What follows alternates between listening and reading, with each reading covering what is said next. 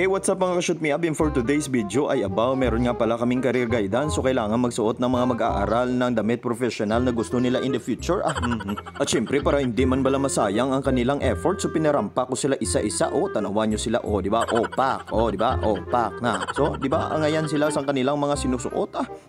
So as a teacher, ang sarap talaga sa pakiramdam mo na makita mo yung mga estudyante mo bala na maging successful someday. How? Kasi teacher lang talaga ang hindi nagsiselos sa kung ano man ang maabot ng mga estudyante nila. Happy pa kami kung ano ang maadating nila sa kanilang buhay.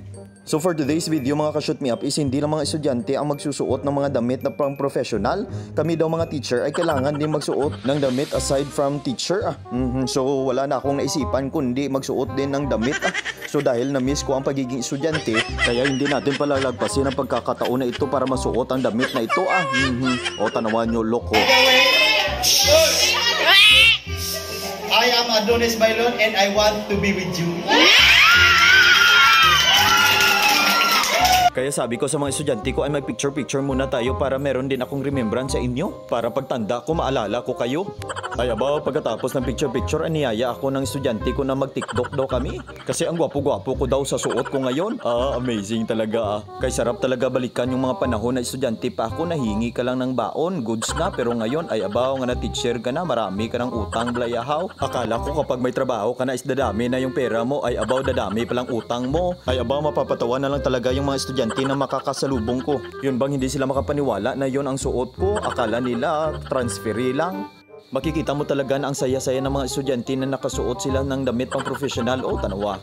Kaya niyaya ko yung mga estudyante ko na magrampa, kami libutin namin yung buong school campus. Napapalingon at napapatawa na lang talaga yung mga estudyanteng nadadaanan ko kasi parang first time nila nakakita ng good student ang schoolboy. Schoolgirl. Hey.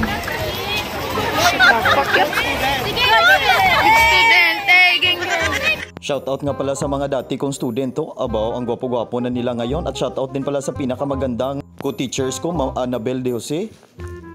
Parang artista ako ngayon dahil sa suot ko. Napapahay na lang talaga yung mga mag-aaral dito. Sobrang saya ko nga pala sa araw na ito kasi parang barkada ko lang sila. Tingnan nyo guys, ang isa kong co-teacher, nang suot niya ngayon is police. Amazing. So ngayon pala guys ay meron kaming program na magtitipon lahat ng mga estudyante dito sa Helmontilla National High School. Dahil meron kaming programa at para hindi rin masayang ang kanilang effort sa pagsuot ng kanilang mga damit. Meron pang isang bata dito na ang cute-cute anak pala ito ni Ma'am Jesusa na hindi rin nagpatalo. Makikita mo pala dito ang iba't ibang klase ng profession. So una na dito yung mga naka-men in uniform. At syempre hindi mawawala yung mga future educator. Pero agaw pansin dito si father kasama si mother. Sunod ay ang mga pilot at mga flight attendant. Wow, ang sexy at ang gwapo nila. Ang isa mano nagapadayaw mano.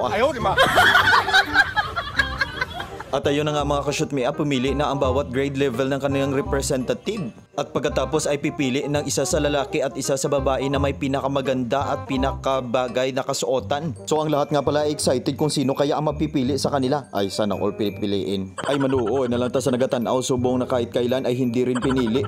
Lahat naman sila ay deserve na mapili pero kailangan isa lang talaga ang pipiliin sa kanila. Syempre happy talaga ako dyan kasi yung grade level namin yung napili diba? Deserve talaga namin manalo. Tingnan nyo ang saya-saya ko. Yung napili nga pala is grade 9 at grade 11 at ang suot nila ay pilot. Sa hindi nga pala nakakaalam ay dati rin akong piloto. Sa Lubi lang galing. At pagkatapos nga pala ng program ay umalis na kami at bumalik sa school. Kay nagskapo man ko yan. So nadakpan ko sa akon nga teacher. Ginguri pa ako iya. Andaman lang ni sir kay patulfo ko ginisya.